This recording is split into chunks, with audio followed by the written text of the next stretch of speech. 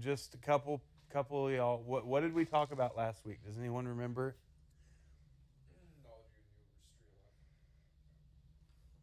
Okay.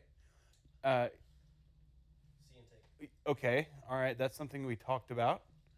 We talked. Taking consequences. We talked about this pattern of. Yes, that did come up. Tov and Ra. We talked about the Hebrew words Tov and Ra, and how that story that had come up in the story a lot. It was one of our key words, and then we actually talked about how almost all of our key words showed up in the book of James in one verse, which was really fascinating to me because that I didn't plan. And it really seemed like I had thought about that a lot, but that was literally just Jesus being awesome. And it was absolutely by accident on my part. But I'm so glad that it did because I realized that James has spent a lot of time thinking about this story, this passage. And of course he had. He was, a Jew in Second Temple Judea. I mean, that's what you would have done is you would have memorized most of the Torah.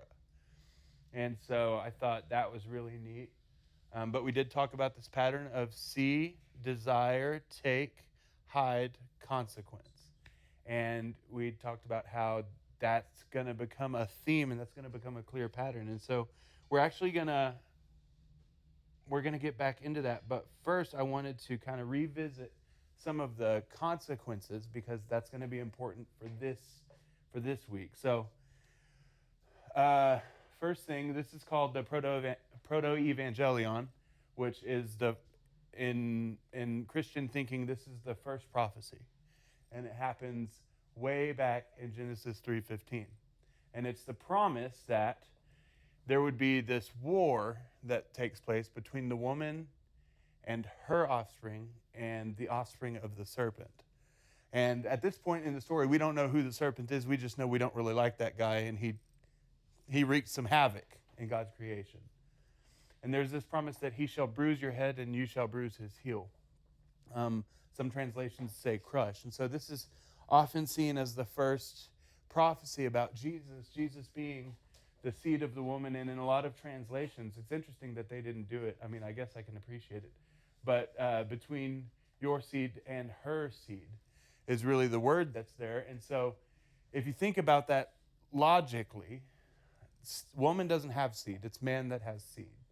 A woman has the egg and the man has the seed that fertilizes the egg or semen. And so the idea that the woman would have an offspring is really foreign to, ancient cosmology, ancient perspective on the way that things worked. And so that's interesting. We're just going to take a note of that. After that, you've also got this situation where God speaks to the woman and says, your desire shall be for your husband and he shall rule over you. So I've tried to, when a word is going to be important, I've tried to bold it or underline it or italicize it or all of the above, just so that we can kind of catch what's happening here.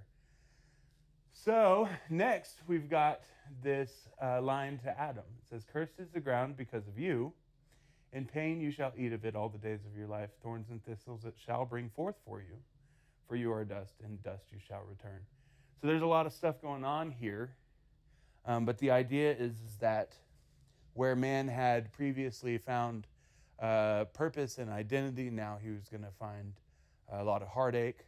And the thing that I want to say at this juncture is that there's so many rabbit holes that I could go down. And I'm really trying to keep it on track because this thing is so rich. There's so many things I passed over that I'm like, oh, that's really cool, but I can't put it right now in these slides. So let's see, where is it? I don't think I did that right. Oh yeah, I did. Okay, so now we are at this place of exile, right? The Lord God said, behold, the man has become like one of us, knowing good and evil. Now, lest he reach out his hand and take also the tree of life and eat and live forever. Therefore, the Lord God sent him out of the garden to work the ground from which he was taken. He drove out the man, and at the east of the Garden of Eden, he placed the cherubim and a flaming sword that turned every way to guard the way to the tree of life. So I want to back up a second If you remember last week, we talked about the fact that man was in the garden, and the words that were used to describe his function in the garden, they are words that are often translated to guard and serve, right? And these are priestly words. These are words that later, when they come up in the scripture, they're all used in the context of temple worship and of the priestly line. So now, instead of man guarding the garden, we've got something else guarding the garden. It's a little bit of lost dominion or lost rulership. So now we come to the main part of where we're going with this. I just wanted to set the stage with some of the verbiage there. In the course of time, Cain brought to the Lord an offering of the fruit of the ground. And Abel also brought of the firstborn of his flock and of their fat portions. And the Lord had regard for Abel and his offering, but for Cain and his offering he had no regard. So Cain was very angry and his face fell. So what's interesting here is that he's not saying God didn't like Cain's sacrifice and here's why. So the reason that I want to do this study is because I'm actually, the goal of the study is not to give answers. The goal of this study is actually to give questions. My objective is to make you begin to ask questions that just like a worm in your brain that you just can't, because the goal is to wrestle. We want to wrestle with God. We want to wrestle with His Word. If you only read this and only agree with everything it ever says all the time, you're literally a robot. And what God wants is someone who's going to wrestle and contend with Him. He wants somebody who's going to, just like you've got Abraham later on in the story. He says at Sodom and Gomorrah, he's like, well, what if there's 100 good people there? What if there's only 5? So the way I envision that, like the wrestling with God, is like if you were to write a poem, if you've ever written a poem, like poems aren't literal, right? They're like kind of analogies, or they're something represents something else. You learned about that in school in English. If you wrote a poem and you're really wanting whoever's reading it, like your friends or your family, like you have to, like you'll sit there and you'll read them the poem, and then you explain like what you're meaning, like what you're alluding to, because you're wanting them to get if they just read the words as at face value, they're just going to read words on a page. But if they know why you said what you said, then it makes more sense to them. And so that's kind of what God's doing. His desire is for us to want to know, but why did you say it like that? And why did you make these big jumps between, like, from one sentence to another? There's like a whole gap of maybe a year and a half or 2 years, or more. So yeah. Yeah, well, and the idea is that like this was written to be read by humans, and we have a brain that needs context. We literally will fill in context. So that's a big part of the way even our vision works, is we'll fill in context where we don't have it. And so the thing is that knowing that this is written for us, the point is that you're supposed to be wondering some things. It's kind of like if you're watching a movie.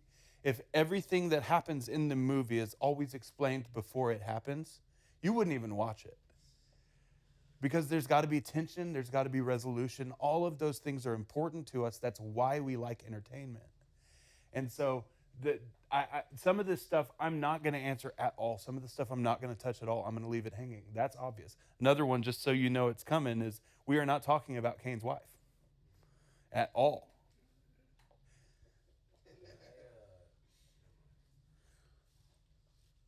I was gonna add to that. So I mean, if you just focus like just on the conversation, sometimes you'll miss like when you're talking about the face value. Like sometimes there isn't a why. It's just a matter of fact that the purpose behind what he was saying, and the fact that it's not so much about what's pleasing to me. It's about what's pleasing to God. So. Yeah. Sometimes you have to look at it in the context through, what God is seeing. What's What's His perspective on Yep. the situation. Yep. So And what are the things that are important to him that might not be so important to us? What's happening? What? Oh, it's back. Okay, sorry about that.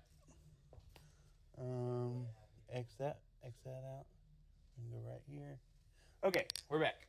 Okay, so remember the things that we just read, right? And the Lord said to Cain, "Why are you angry, and why is your face fallen?" Now, this is something that we are going to talk about this because it bothered the crap out of me for like 2 days. It says, the Lord said to Cain, "Why are you angry, and why is your face fallen? If you do well, will you not be accepted?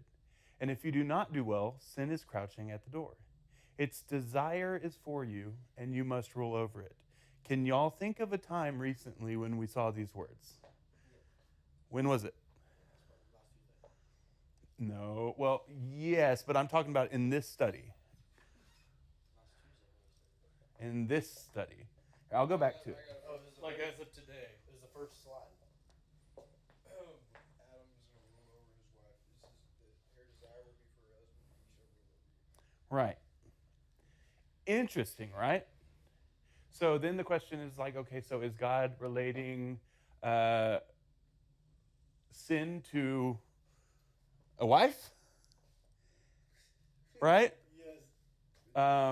Because that's a valid question. And it is the same words. I checked. It is the same words in the original language. It's really interesting because the thing is that the author is not just accidentally using these words. They're trying to communicate a point. And so the best that I've been able to put this together is that it's a war between desire and dominion. Best way that I can put it. So in the garden, we were made to take dominion. We were made to have dominion. That dominion was not gender oriented. So it wasn't like are you raising your hand? Can it hold till the end of the thought? So that was not gender oriented. It was male and female, they shall take dominion, subdue the earth, multiply, all these things. And so what's happened is now there's a fracture of dominion and desire in the context of the relationship. And at this point in time, what's happened is now that war for dominion and desire, it's a war of, it's desire against dominion. That war is now inside of the human heart. Fascinating. So you had a question, thought? Okay. So, since we ate the apple, sin was introduced. So now we're born into sin. That's where we're taking our desire. That's over our flesh. That's where it comes into rule. Control your flesh. Yes, no? Yes, but the story's not there yet. Like as far as that understanding of things, we don't really know what's going on yet, as far as the Bible's concerned. Because one thing that we do here is we tend to say, okay, well, I know it says this over here, so I'm gonna. And there might be a connection, but the thing that you don't want to do is you don't want to, as you're reading the text, you want to read it as if you were the audience that it was initially presented to, and the culture that it's initially presented to. And that's where this next slide gets fun. So I'm going to touch on that. I do believe I'm going to touch on it. This is just a little bit of fun context for you. So that word where it says sin is that whole thing, that idea of sin is crouched at your door, and its desires for you, but you must rule over it. What the author's doing here is they're doing something really fun. What they're doing is they are borrowing from in the Mesopotamian culture of the time, there was this idea of the Rabisi. I'm sure that I'm not saying that right. I don't speak Mesopotamian. But the idea, what it was, is it was a Mesopotamian. So it was the idea of a threshold demon. The idea was that when you walked into your house, that there was either a lurker, croucher is the word, what it means, but there was either a demon or some sort of guardian that would stand at your door spiritually, and it was this thing to be feared, and it wasn't really like a god. It wasn't something that you'd worship. It was just something that everyone knew was there. And so what the author's doing here is he's saying the enemy is not outside of your door as something external. He's saying the enemy is sin. He's saying this issue is in your heart, but that thing in your heart is trying to gobble you up. And so, interesting side note, I don't know how necessary it is in the language of this, that crouched at your door, it is literally the idea of a cat, a large cat that wants to pounce, and it wants to eat you. And that's the author's idea of this sin that's trying to devour Cain. And so the question now is, why did God tell him that? So you could kind of get if you use that word, so you get an accurate picture of like what's really going on. So what's interesting is that at your door, and then he said, you rule over it, right? Mm-hmm. So how do I put this? Whenever he's looking at the situation, see, sometimes when you're like either going through something or trying to get revelation, right? Sometimes, it's a test, right? It doesn't seem like, does that make sense? Like, it doesn't seem like you think you're going in the right direction, but really you're not. So really it's something that, well, maybe, this is where that wrestling comes in. Does that make sense? Mm-hmm. Mm-hmm. I'm trying to get at it and putting it into words, but this is where that wrestling comes in, is because he's trying to get him to see that, okay, I see you're trying, right? But really, you got to find what you're wrestling with. Does that make sense? Like, you got to look deeper. Yeah. I also think that, like having a prey animal, like later in the Bible, it tells us to walk circumspectly, which is like walk with awareness on all sides, like be sober minded. Like it kind of puts you in that mindset of I have to be on guard. I have to be constantly looking, constantly in a state of of vigilance, but I also know it holds a concept of like resting in God. So it's like two ideas held in tension, Mm-hmm. So it's like vigilance against sin, but also resting in God. But I think that it literally is like, hey, you need to be vigilant, like as if you have a predator crouching. Yeah, absolutely. And so the thing that's interesting is that we started in a garden, remember? And we started with a creature. It was creation. That was a created thing. And being in the garden, it was within the man's sphere of influence, or doma, or arche, whatever, however you want to say that. It's his sphere of influence, his dominion. It was under his dominion. And so when this whole thing plays out in the garden, it's a surrendering of dominion. And that's exactly what we're seeing here, or that's what we might be seeing here. God's giving an invitation to, hey, don't surrender your dominion to this thing.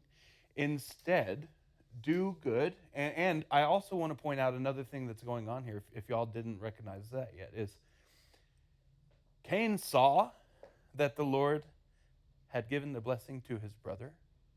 He desired the favor from God. And then, eaten up with jealousy, he tried to take that favor for himself. It's that same pattern of saw, desired, took, consequence, if it plays out the way I think it's going to play out. Now, I'm not really sure because we haven't gotten there yet.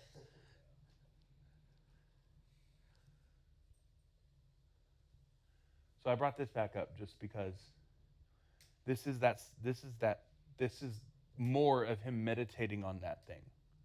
More of him meditating on the fact that the enemy is not, it's not some demon outside of your door. It's the sin that's already in your heart. It's these desires that conceive and they give birth to sin. And sin, when it's fully grown, it brings forth death. Like I said last week, you don't have to teach people how to sin. Nope. And then, you talking about that little kitty cat. To me, it's like sin is slick. Mm-hmm. It's like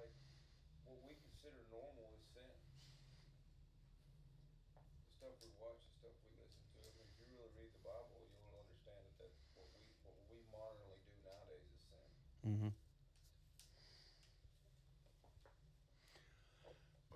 So Cain spoke to Abel's brother. It's crazy that this is all they say. Cain spoke to Abel, his brother, and when they were in the field, Cain rose up against his brother Abel and killed him. My question is not what's in this slide. What's missing from this slide? There is no context whatsoever. What did they talk about? How did Cain rise up against his brother and kill him? Did he use a rock? What led to him killing him? Right. What was, there's none of that. And I don't think that the authors are doing that by accident. I think it's a conscious decision because whatever this text is focusing on, it's not focusing on this. It's focusing on something else. And the goal is to try to get to that, try to get on. What is the text trying to do? So then the Lord said to Cain, "Where is Abel, your brother?" He said, "I do not know. Am I my brother's keeper?" It's this same pattern now that we see playing out with the hiding. And then the Lord said, "What have you done? The voice of your brother's blood is crying to me from the ground. And now you are cursed from the ground." Okay, now, does that sound like anything that we've read today? Does anyone remember what it said about Adam? It said the ground is cursed because of you. They flipped it. They spun it around. Now, you're cursed because of the ground. That ground swallowed up your brother's blood, and it's holding that record against you. That ground remembers. Remember, we're going to zoom forward. Even the stones would cry out. Shake off the dust on your feet as a testimony against them. There's a record. The earth is keeping a record. And one day it's going to tell all its secrets. How cool is that? So when it says, which has opened up its mouth to receive your brother's blood from your hand, so when you work the ground, it will no longer yield to you its strength. You shall be a fugitive and a wanderer on the earth. The idea is that this is worse than Adam. Adam, you're fed by your sweat. And for Cain, this ground will give you nothing. This ground has nothing for you. So, we're getting there. Cain said to the Lord, "My punishment is greater than I can bear. Behold, you have driven me today away from the ground." Away from what? The ground. "And from your face I shall be hidden. I shall be a fugitive and a wanderer on the earth. Whoever finds me will kill me." And then the Lord said to him, "Not so. If anyone kills Cain, vengeance shall be taken on him sevenfold." And the Lord put a mark on Cain, lest anyone who found him should attack him. Then Cain went away from the presence of the Lord and settled in the land of Nod. Where? East of Eden. Does that sound familiar? It should. No. Huh? That's where Adam and Eve got exiled from the garden. It's to the east. Fascinating. I think we're actually going to go into that. So this is something that y'all should be aware of when you're reading Scripture. The east has a meaning.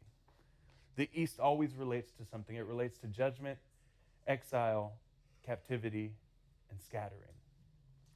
It's not a good place. Yeah? Yeah. But I'm going to move on from this slide. So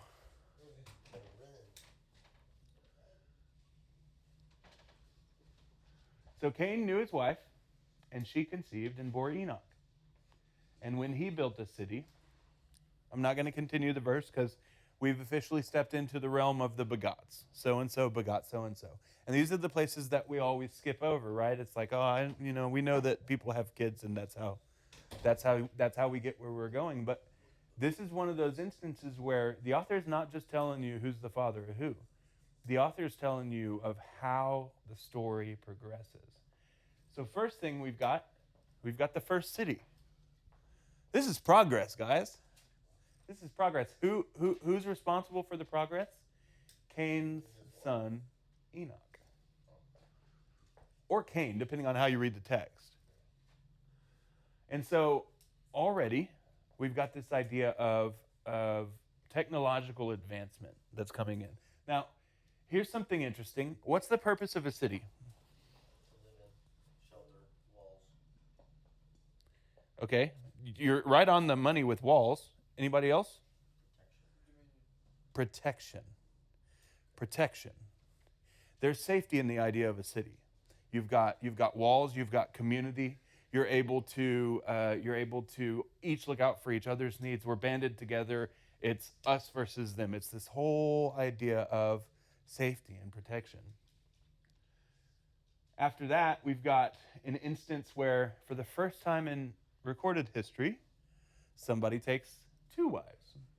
Before that, it's only always just one wife. You know, Adam and Eve, they were one. Well, they were two that became one. So that's just an interesting little note there. It's like, he wasn't content with just having one wife. And later, this will come back up in just a moment, actually. But that's an interesting thing to note, and we want to take note of the things that are interesting. That line's not supposed to be through agriculture. That is a typo, but it says that now we've got this guy named Jabal steps on the scene, and he's the father of those who dwell in tents and have livestock. This is the birth of agriculture. Now, think about for a second. We're already seeing a rapid development of technology, of progress, right? This is great, mostly great. The only problem is that it's a line of people that are cursed of the earth, right? So what are they trying to do? They're trying to beat the system, and that's going to come back up later too. It says his brother's name was Jubal, and he was the father of those who play the lyre and the pipe. This is the birth of entertainment. We've got the first musical instruments. This is all not objectively bad, but it's definitely progress. And what's interesting is none of this mentions anything about using any of this to glorify God. It's all so far. Never is God mentioned. You've got Zillabor Tubal Cain. He was the forger of all instruments of bronze and iron. He was the first blacksmith. And the idea there is that that's the birth of tools, yes, also weapons. And this is the bedrock of civilization that we're talking about. This is where everything that we see today is built on the remains of this first city, or this first civilization. Now we're going to talk about the first song. Do you think it was a worship song? Lamech said to his wives, Ada and Zillah, hear my voice. You wives of Lamech, listen to what I say. I have killed a man for wounding me, a young man for striking me. If Cain's revenge is sevenfold, then Lamech's is 77-fold. I kind of want to switch it around and say Lamech's is 770. But what's fascinating here is that you think that there's a connection that's going to come up later in the mouth of Jesus about forgiveness? I think so. Because you've got the idea of vengeance, then you've got 77-fold versus forgiveness, 77-fold. I don't know, it's just me nerding. So we've got a progressive civilization. We've got an innovative civilization. We've got a defiant civilization and a corrupt civilization. This wasn't done at this time to glorify God. There's not a mention of him in the text. Instead, this is done as a stance against him and his judgment. Oh, the ground won't give anything good for us. It's okay. We'll make our own ground. We'll make it fertile. We'll make it safe. We'll make it pleasant. Also, it shows how much they don't know God. Because, like, Cain, he killed and then hid. And then you see Lamech, and he's like, I killed another man. I killed another man. And he's like bragging about it. And so, like, it shows how many generations it took for God to be like not in the picture at all. Yeah, well, and it's that idea of, it's not just a celebration of evil. It's the heart behind that is like I really think that as he's saying that, he's saying like what Cain did was so good that God put a mark of protection on him. What I'm doing is so much better because I'm doing it even more so. But that also shows you something about this culture. This culture that we're talking about, it was a culture that celebrated violence. Their idea of entertainment was violence. The first song ever written was a song of violence. And it just shows you something about this civilization. So I would suggest to you, and I can prove it from the text, that what we're talking about is not just the birth of civilization, which you'd think, why isn't God starting? Why isn't God doing the civilization thing? Because he's not really stepping in and doing a whole lot yet. And so the idea that really all of this progress, it's all taken on that identity of a serpent run amok. It's all the threshold demon that has had full devour, right? And I'm really hoping that there's some light that comes, because so far it's a bleak and it's a dark and it's an anxious and it's a stressful situation. He was talking about that blood, right?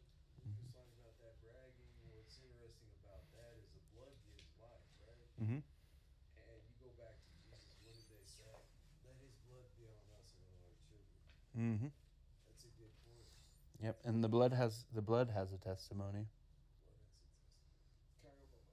Yes. Okay. We're actually doing okay.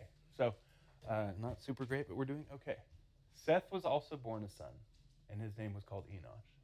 At that time, people began to call upon the name of the Lord. Dude, finally, God steps into the story again. Finally, we have some measure of worship. While, and I don't want to get ahead of myself, but finally we have eyes turned up.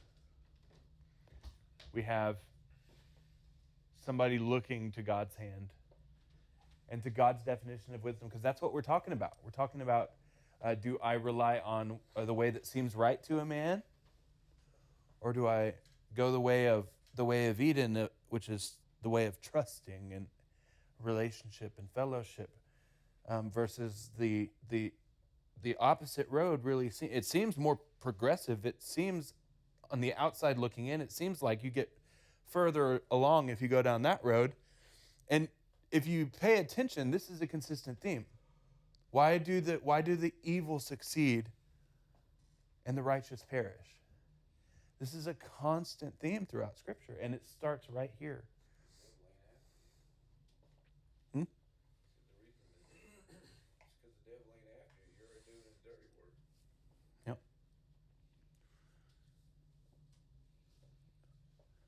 So you think that I just went to Genesis 1, but I didn't.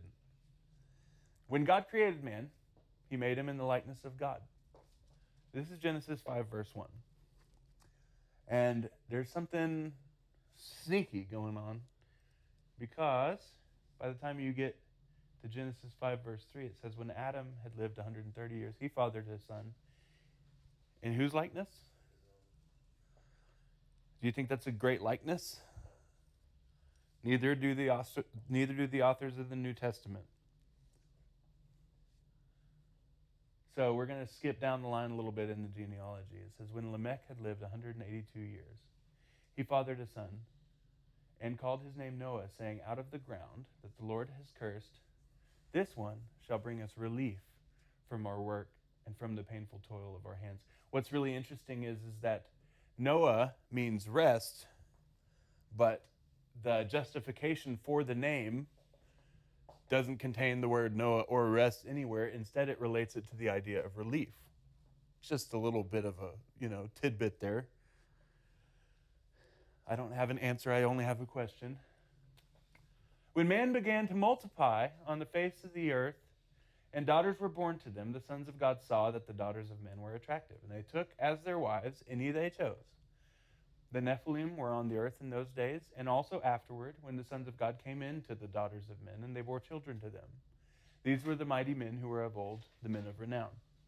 Now, I will say, what this is talking about is it's talking about somebody having sexual relations with somebody and producing giants. Traditionally, the idea has been that it's angels and human women. Now, in the 400s, you've got, it was really popularized by St. Augustine, but there was also Julius Africanus, who is the one who kind of originated the idea, as far as I know, of it being the daughters of the sons of Seth and the daughters of Cain. And I just don't know how that makes giants. So, plus it's not been the historical reading of the text. So I'm not going to spend a lot of time there because that's actually not important for this. And the Lord saw that the wickedness of man was great in the earth, and that every intention of the thoughts of his heart was only evil continually. Hold on for a second. That's a lot of definitive. You've got every, only, continually. And the Lord regretted that he had made man on the earth. And it grieved him to his heart. And this is, you should be, as you're reading this, your heart should be breaking too. So the Lord said, I will blot out man, whom I've created from the face of the land, man and animals and creeping things and birds of the heavens, for I am sorry that I've made them. Whoops. We're cooked, right? You're supposed to think that. But Noah found favor in the eyes of the Lord. And this, Noah is Lamech's son. Noah's the son of Lamech. That's kind of crazy that Lamech's all bragging about killing people. No. No, he's a son of Yeah. Enoch. No. That's right. We're about to get into that, though. We're about to touch on that because it's really fascinating what they're doing there too. So yes, but not right now. Look, hold on. Look, there's two trees. There's two roads. There's two ways. And we're going to explore that. So first, you've got an Enoch, Genesis 4, and Enoch in Genesis 5. This guy built a city. This guy walked with God. And you've got a Methuselah fathering Lamech.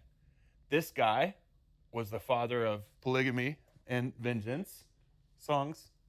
And then you've got Jared, who fathered Enoch, and this guy is the father of rest. Really fascinating that what the story is doing is you're meant to hold these two things up side by side and compare them. You're not meant to just only read them. And I mean, you think about it, this is written in a scroll, and the way that you'd write in a scroll is Hebrew left to right. So you'd write column, and I've been wondering all day long, if these two genealogies and tracing of, I wonder if it wasn't parallel at one point, because you would think it would be. But that's I'll get to know that when I get there. And what we have the way of self-reliance and self-preservation versus the way of trust and worship. Remember, and people began to call on the name of the Lord. Nobody had ever done that. Crazy. So, now we're going to see a lot of acceleration. I actually do want to take the time to read these passages real quick. They're just short ones, and we're going to rapid fire them. So who's got a Bible ready?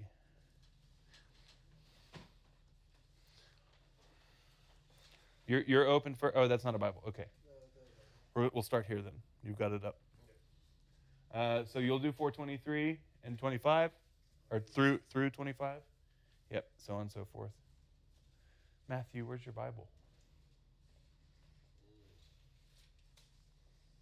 Can I go ahead? Yep. Verse 23. Lamech said to his wives, Ada and Zillah, hear my voice, you wives of Lamech. Listen to what I say. I have killed a man for wounding me, a young man for striking me. If Cain's vengeance is sevenfold, then Lamech's is 70. son. No, just, oh yeah, keep going. She bore a son and called his name Seth, for she said, God has appointed for me another offspring instead of Abel, for Cain killed him. Okay. The Lord observed the extent of human wickedness on the earth, and he saw that everything they thought or imagined was consistently and totally evil. Okay. 6 and 8.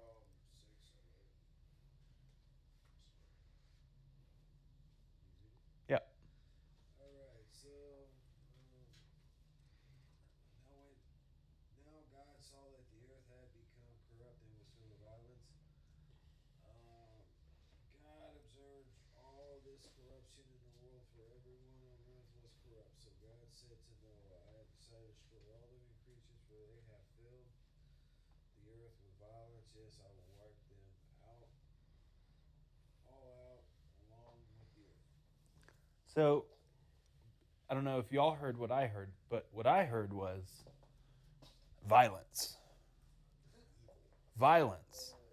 It went from one man's violence to celebration of violence, all the way to the earth is filled with violence. Now, just side note, do y'all know what the Hebrew word for violence is? You don't. It's, what is it? It is Hamas.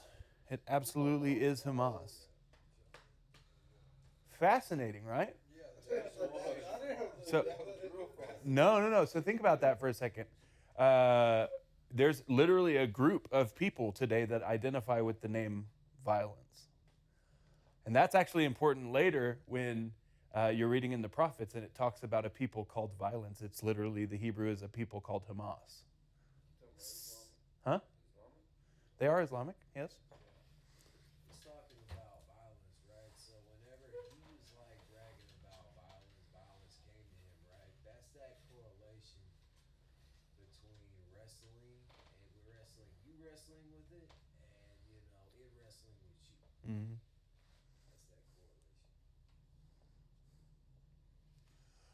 correlation. Alrighty.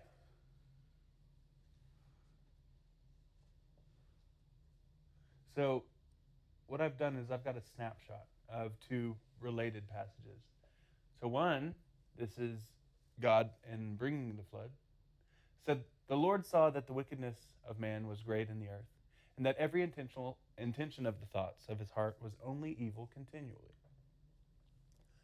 Then after the flood, it says, I will never again curse the ground because of man,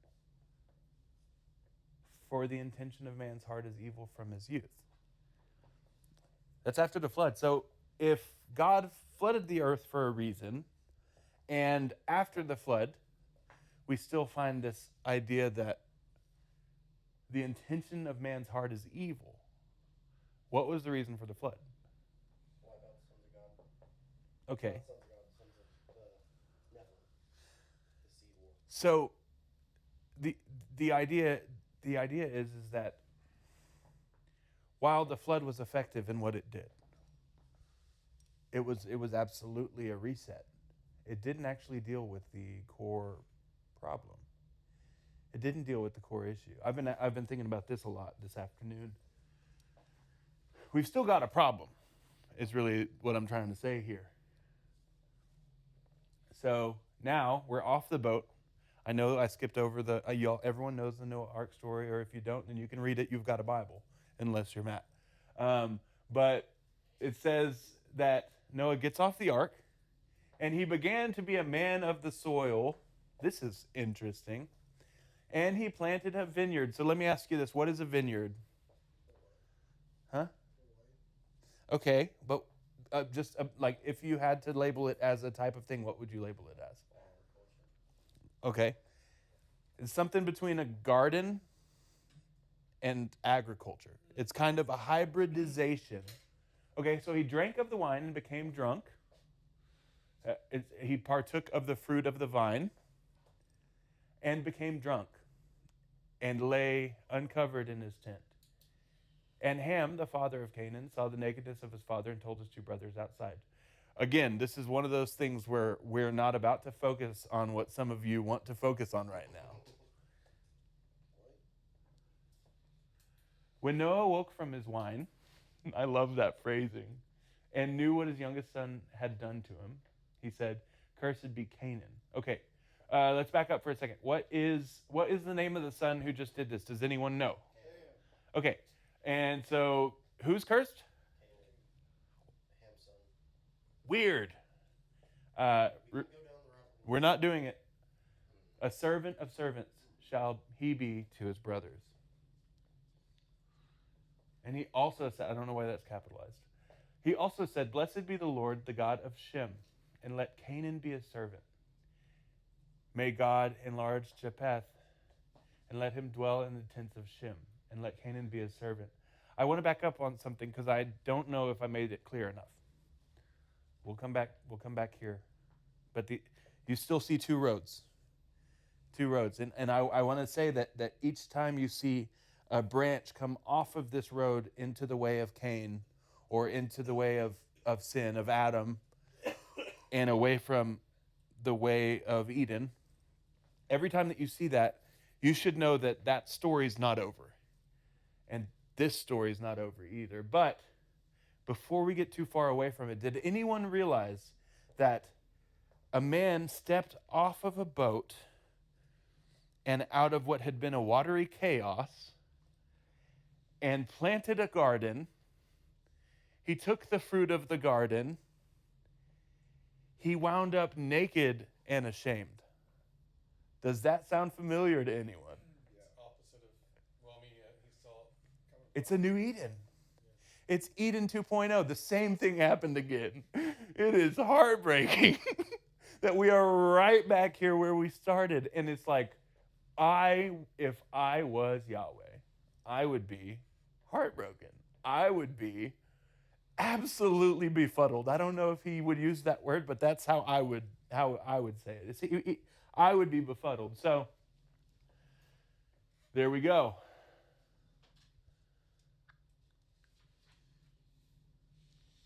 There went, what's this word? Not ashamed. And then ashamed.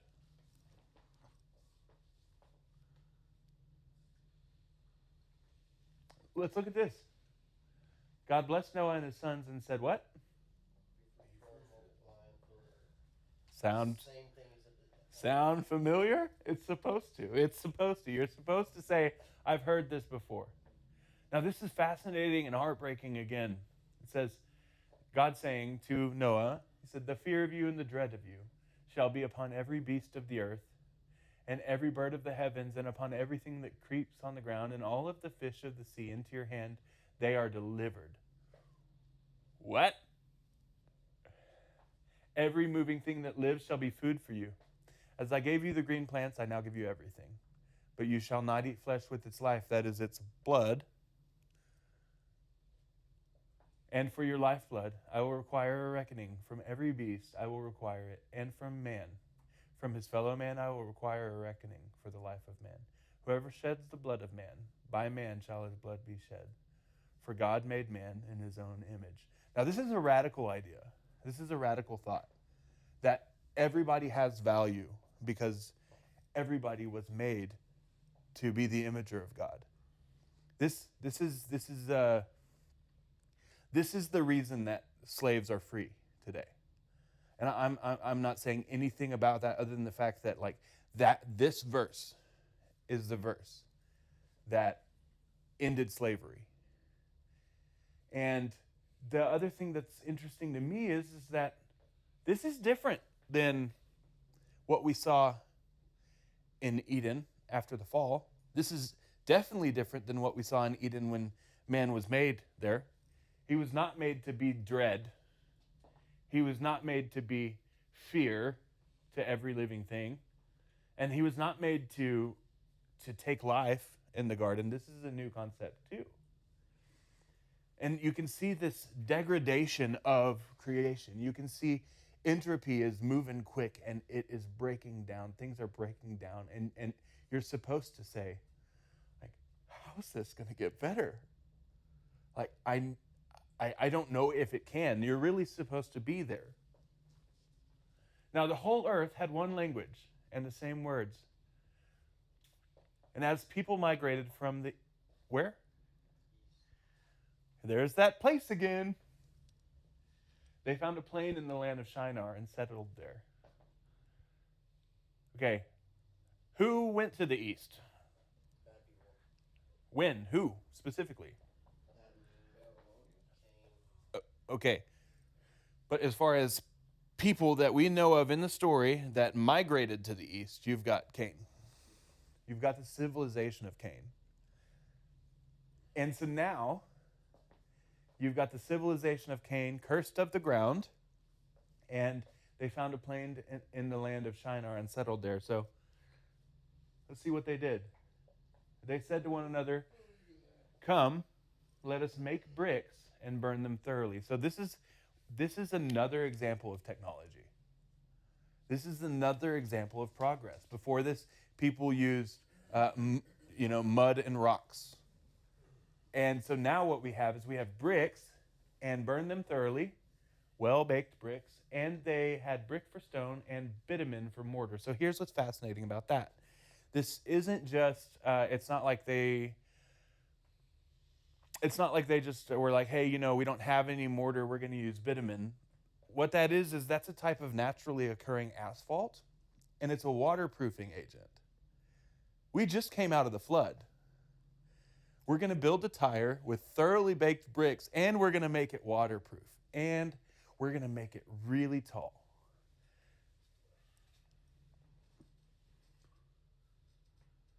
Come, let us build ourselves a city and a tower with its top in the heavens. And I want y'all to just read that. Read that underlined. Make a name for ourselves. Right. This is self-actualization at its finest, man. Lest we be dispersed over the face of the whole earth. Where did they get that idea? I have no idea. The idea that they would be dispersed over the face of the whole earth, that is fascinating because I haven't seen that idea yet. But I suspect I will. Now the Lord said to Abram, oh no, I missed one. Okay, I'm going to back up. We're going to go here anyway. It says, go from your country and your kindred and your father's house to the land that I will show you. By the way, this is chapter 11, chapter 12. You're meant to see this. To your father's house and the land that I will show you, and I will make of you a great nation, I will bless you, and Make your name great. So, not self-doing, but trust in him. He will make your name great. that you will be a blessing. I will bless those who bless you, and him who dishonors you I will curse, and in you all the families of the earth shall be blessed. Let me ask you this. So far in this moment, do you see, so this is the Abrahamic covenant. A covenant is an agreement between two people, usually with conditions and arrangements where it's like, our covenant is that you will and I will, and as long as you and as long as I, then we will this. What's Abraham's job in this covenant? You just said it, self-actualization. That's his job? Seeing, like when they said they was gonna build the tower, right? They had to set their mind, they had to be in one accord, right? But whenever you're separated from God, that's that wrestling. That's when sin's knocking at the door, right? So it's actually becoming, being one with God, having that relationship, that connection.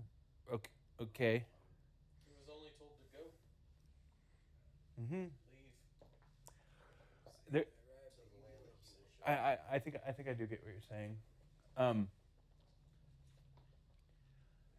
This is abundantly one-sided as far as God's got Yeah. a lot of things to do. God's got a big bargain that he's got to keep, and He's gotta go. all he's asking of Abram at this time is trust. Will you trust me? Will you go? Will you trust that I will bring about these things? It's not that those things that were desired, and keep in mind that we've talked about a full civilization that has built up, and meanwhile, it's like God's side of the story is almost silent, but now for the first time. So I think it's important to note here, especially for those that are going through like the scripture for the first time, the reason God, like, you may ask, like, why did God choose Abram? Like, why did He choose him? And it doesn't necessarily tell you in the Torah, but in the there's Jewish midrash, which is basically the way of Jews that they've been telling the story for years and years and years and years and years, that was not in the Torah. But the story is that Abram, he basically went against his father. His father was serving a bunch of gods, and Abram goes into his father's temple where all the gods are, and then these wooden images, and he decides one night while they're sleeping that he's going to destroy all of the idols, and he puts a hatchet, or like an axe, in the hand of one of the idols. And so when the father wakes up, Abram's father says, who destroyed all the idols? And Abram says, well, it was your God. He has the axe in his hand. And he says, he couldn't have done it. He's just made of wood. And so Abram says, well, then why do you serve a thing that can't do anything? And so that's the Jewish, like, that's what the Jews say is the reason that God chose Abram, because Abram was willing to listen to the God of Adam, right? To the God of Noah, to the God of Jacob, all those, not Jacob yet, but anyway, he's willing to listen to that God. I like saying self-realization, though. I like saying it like that because I get activated, but actually realizing it, that's when I see. That's when I see. Yeah, I think the idea here is, will we look to God's hand and trust His provision, or will we attempt to forge our own way? And then the question that has to come of if God's will is for you not to have something, will you go ahead and press on through and have that thing for yourself anyway? Or will you trust God's plan, God's will, God's timing, and His nature? That's the most important thing here, is the nature of God. Like, will you trust that He loves you, that He's for you, that He keeps His promises? Because what we'll see is that He's a God who continually keeps His promises. And what you've got at Babel, I know that we didn't go into that. That's one slide that I wish I had put in. They talk about building this tower up to the heavens and, making it waterproof. And they're in an arid desert plain, so they don't have any stones to work with. So they make bricks. Everything about it is it's self. It's self. It's striving. It's self. It's we'll show Him. And then if you have the perspective of the sons of God narrative, the divine counsel perspective, then there's also this element to, first of all, what I can say for sure is that they built a ziggurat. This tower is a ziggurat. That's what it is. And what's really also interesting is Babel, the Hebrew word is Babylon. It's the same word. There is no difference. For some reason, our translators make that choice to call it Babel, but it is literally the same word. So this is early Babylon. This is the seed of the empire. And that's going to come up later. But what they're doing in this context is they are building a tower, and the type of tower that they're building serves a purpose. Think of it as a spirally temple. And the idea in the ancient world is that God, Eden was on a mountain. You've got 4 streams flowing from it. It's a mountaintop. It's a mountaintop temple. It's a walled garden that is a mountaintop temple. It was made by God's hand for God to dwell in and for God to walk in. And Adam was brought in as the guardian of this sacred space. And after that, what you see is, in the ancient world, is you see this consistent pattern of, if there wasn't a high place, they would make one. And they would make it to commune with their gods and with their deities. And that's what's happening at Babel. They've just come out of the flood. And in that ancient, near at least the Second Temple perspective, what happened at the flood was they had these interactions with divine beings, that there was a transaction of technology, And so what they're doing after Babel is they're trying to get back up to those beings. And a ziggurat was a tower. At the top it had a temple, and the deity would come and dwell in the temple, and you could climb the ziggurat to commune with the deity. That's just the ancient idea of a ziggurat. And so what they're doing is they're trying to make a flood safe expression of a place to go meet with the same divine beings. At least this is my perspective on it, is that they're going to meet with the same divine beings that had caused the flood in the first place, because there was this transaction that took place that they wanted that back. And I think, like, there's I can't say, because the Bible isn't, well, no, it is. The Bible is really clear that that is a viable perspective and a viable worldview from Second Peter and from Jude, but it's kind of fringy, and that's not really the point of this. Like the point of this is will you trust and draw identity and purpose and meaning from God, or will you go the way of Cain and make it for yourself, go the way of the empire? And that's this. We've just seen the inauguration of the kingdom of God, and we've watched the development of the empire alongside of it. It's the empire of the snake, of the Rabasi, whatever that thing was, that sin lurking at the door. It was that empire versus the kingdom of heaven, which is just broke into the earth. Yeah, so tower, I was gonna ask you, do you know like the root word or what that means, what they were saying by tower? Because I heard it means gateway, right? Mm. I never heard that, but it makes sense.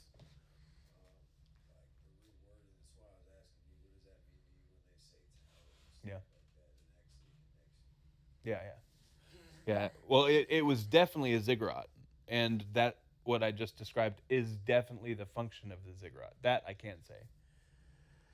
So that kind of brings us to a good place to close, and I don't know how I did on time. Oh, I did fantastic. Golly. I just went really, really, really far. So we've got a little bit more time for questions, and I do have some questions prepared. I don't mean I don't mean questions for me. I mean questions for discussion. So first question is, where am I tempted to pursue security, identity, or significance apart from trusting God's promises?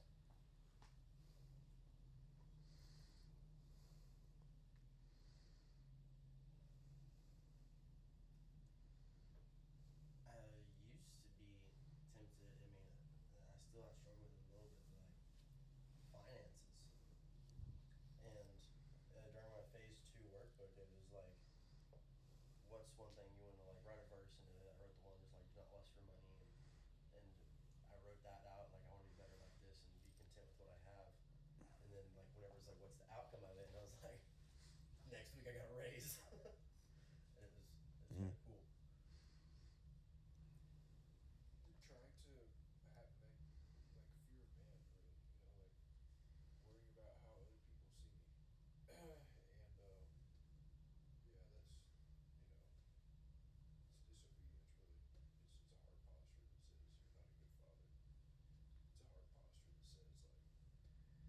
a heart posture that says you're not a good father. It's a heart posture that says like I need to make reality work for me, like and I need to. Anybody else got anything they feel like sharing? Just trying to take matters into my own hands, like now, living in the now generation.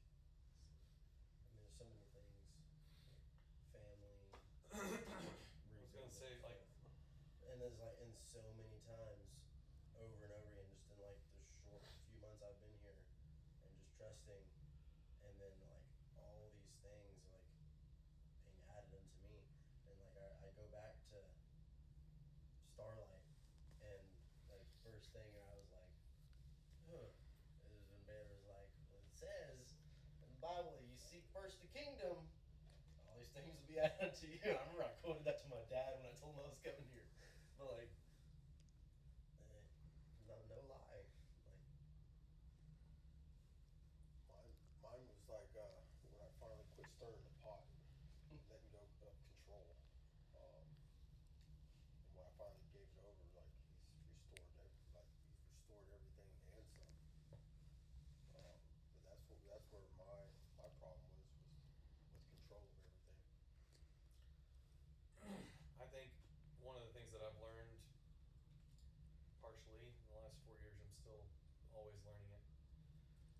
this, like that's literally my default.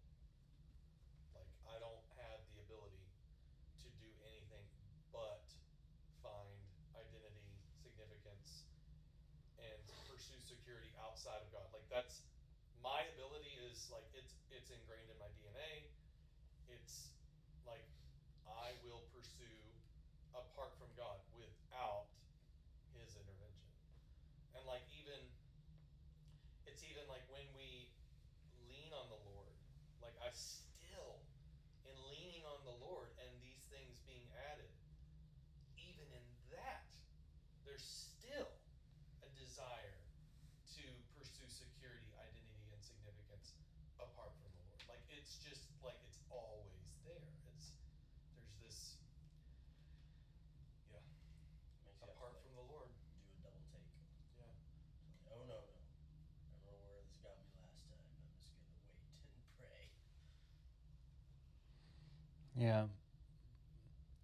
I think it's really cool that, what we just looked at is we looked at kind of like a cosmological thing at first. It related to like this cosmic couple, and then after that it dives like right into psychology with Cain. Like that is just a lesson in like the psychology of the human condition. And then right after that it jumps into sociology, and anthropology, like the study of development over time and the study of society as a whole.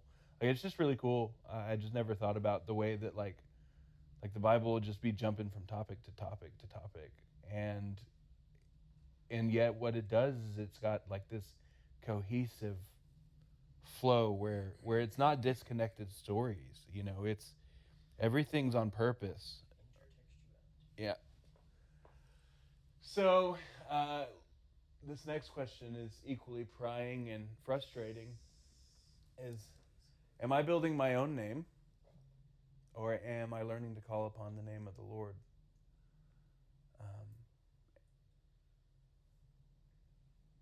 What do y'all think? Who can answer honestly that they're still trying to build their own name? That's a thin, fine line right there. I think I have days where I am trying to build my own name, and then I have moments where I'm calling upon the Lord.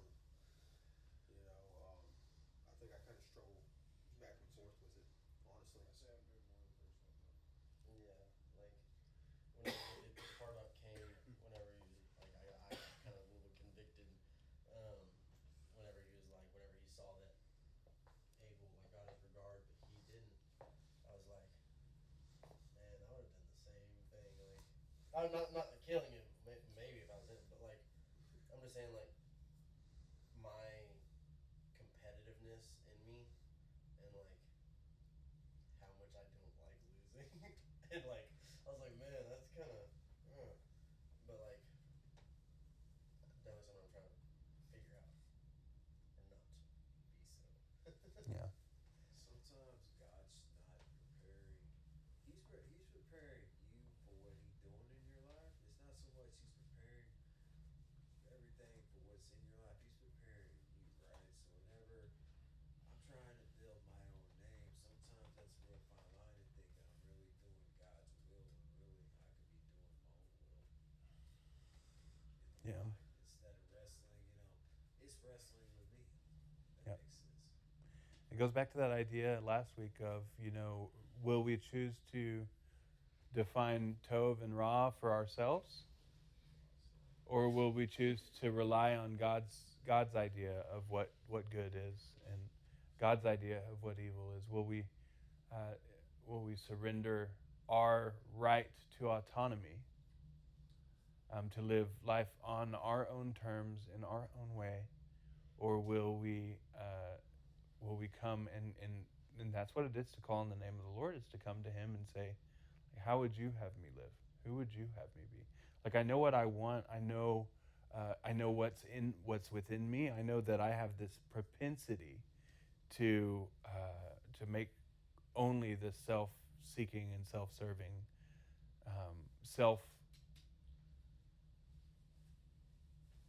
self-advancing. There's a word that's Actualizing. No, not that. No. It's like, you know, Self-securing. yeah, and we want to it's like we want to propel ourselves as far forward as we possibly can, and like rather than it's like the guy that we talked to at the interview, you know, rather than just like trusting the process and like allowing the Lord to be in control of our even maturity.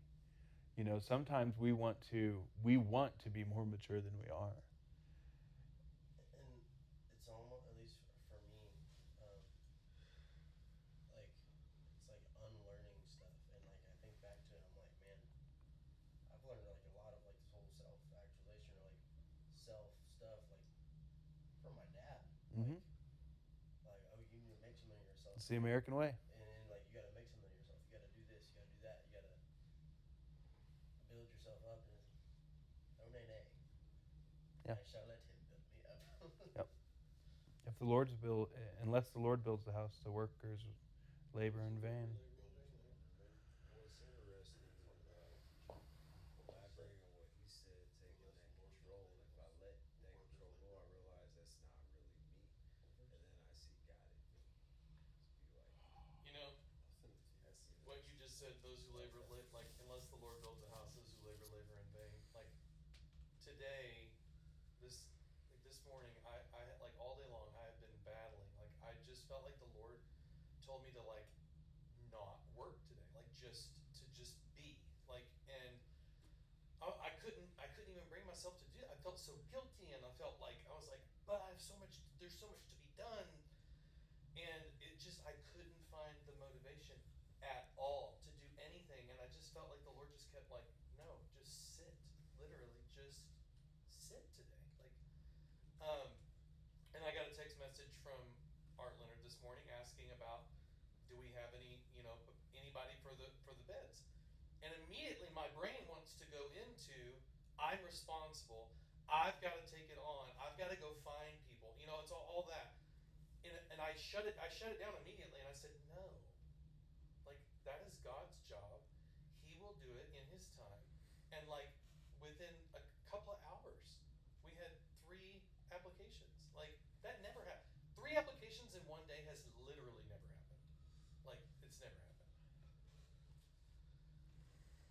Yeah.